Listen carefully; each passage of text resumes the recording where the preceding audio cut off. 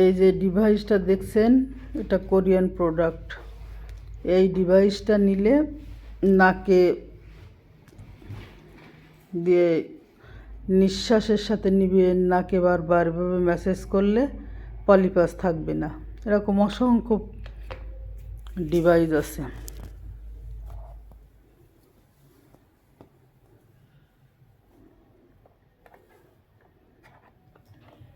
এটা হচ্ছে low frequency. এটা দিলে আপনার ব্যথা জায়গায় ম্যাসেজ করে দিবে, নার্ভকে সতেজ করবে।